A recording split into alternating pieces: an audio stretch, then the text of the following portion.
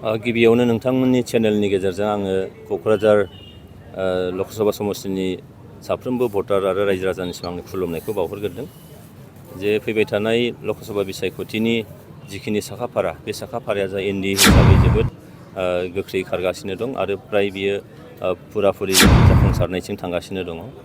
आङो बिजाथि सायख'जाखांनायनि उनाव जोंनि जिल्ला कमिटि बिजेपि एजेपि आरो इउपिपिएल बेजों लोगोसे मण्डल बा ब्लक कमिटि आरो प्राइमारि आरो बुथ लेभेलनि जोंनि वार्कार कर्मकर्ता बिथांमोनजों आङो लोगो हमग्रोदों। गिबियावनो सिनायज्लायनाय मोनसे फोरबो आरो बेबायदिनो आङो बाक्सा जिल्ला, चिरां जिल्ला आरो क'क्राझार जिल्ला बेखौ कमप्लिट खालामबाय।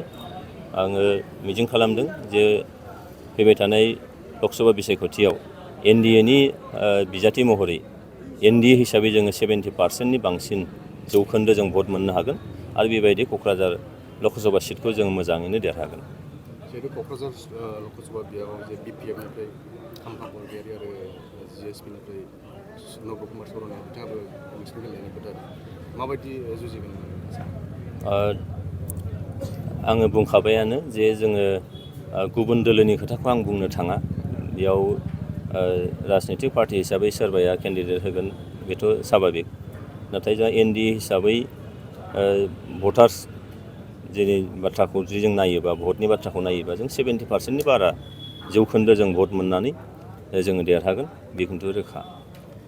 थांनाय 10 बोसोरा जे नब कुमार सर'नि आखायाव थांबाय जे क'क्राझार लकसभा सिटआ बे खेबाव उद्धार खालामनो हागोन नामा? दिनै एनडिए हिसाबै जों दङ आरो एनडिए हिसाबै जोंनि एजेन्डाया जाहैबाय जे नरेन्द्र मदि बिथांखौ भारतनि थामथि खेबनि थाखाय गाहाय मन्थ्रि बानायनांगौ आरो नैबे ओनसोलाव जोंहा दिनैहाय सान्थिया फैबाय, गोजोना फैबाय। बे गोजोनखौ जोंहा गोजोर खालामनांगौ आरो जौगानायखौ जोंहा लाबोनांगौ। दा बेखायनो सोरबा फैनायजों बेयाव बाथ्रा गैया, सोरबा बेयाव कन्टेस्ट खालामनायजों बाथ्रा गैया। जोंहा बेनोल' टारगेटआ जों 70%नि बांसिन जौखोन्दो भट शेयार मोननानै जोङो नैबे क'क्राझार सिटआव जों देरहागोन। जुदि नोंथाङा गमामायैनो देरहालांनायनि उनाव जुदि एमपि जायोब्ला दा नोंथांनि मावनो गोनां एमपि हिसाबै माबायदि? गोजोन थासारिखौ गोजोर खालामनाय आरो जौगालु हाबाफारि बे मोननै बाथ्रायानो दङ आरो बाखि एनडिए हिसाबै बा प्रमद बर' मानगोनां बिथां दैदेननाय नैबे ओनसोलनि हाबाफारि बेथ' दंखायोआनोसै। बेखौ लाफानानै निस्सय आवगायलांगोन। आसामाव एनडिए हिसाबै मोनबेसे सिट देरहागोन बायदि? 12टा सिटआ रोखा जानानै दङ। बिनिनो 14टा दङ। बे मोननै सिटखौबो उद्धार खालामनो थाखाय दिनैहाय जोंनि एनडिएनि दैदेनगिरिफ्रा नाजाबाय थादों। आङो मिजिं खालामदों आसामाव अपोजिसननि जिखिनि स्थिति, जिखिनि बिथांमोननि थाथाय बे निस्सय नैबे इलेक्सननि गेजेरजों मोनसे सिननिफ्राय गोमालांनाय बायदि निस्सय जागोन होननानै आं सानो। दरं आरो उदालगुरि समस्ति बिनि बेलायाव मा बुंनो? बियो इउपिपिएल दोलो हिसाबै बा एनडिए हिसाबै जोंहा शेयार खालामदों।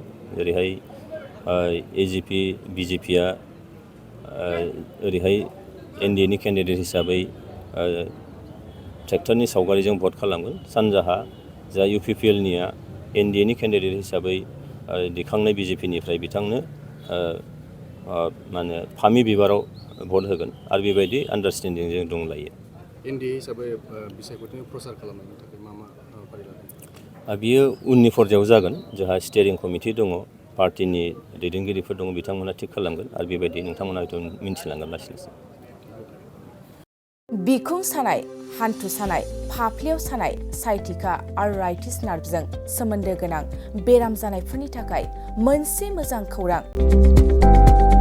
बङाइगावआव थानाय यामाहा श'रुमनि साखाथियाव थानाय रेमेडिकस बरपारायाव फैगौ 19 खालार मंगलबारखालि डक्टर शम्भु कुमार सिंहआ फुंबिलिनि 10 रिंगानिफ्राय 5 रिंगासिम बेसेन नाङै सावस्रि सिबिथाय बादायाव नुजाथिफैगोन। बेवहाय गाहायै बिखुं सानाय, हान्थु सानाय, फाफ्लियाव सानाय, साइटिका आर्थराइटिस नार्भजों सोमोन्दो गोनां बेराम आरो गासैबो रोखोमनि बेमारफोरखौ बेवहाय फाहामनाय जायो। रेबथुम एबा मुं थिसननो थाखाय 100 रां लानाय जागोन। गोबां मिथिनो थाखाय 9954341429 आरो 7002153489 बे नाम्बाराव सुलाद लानो हागोन।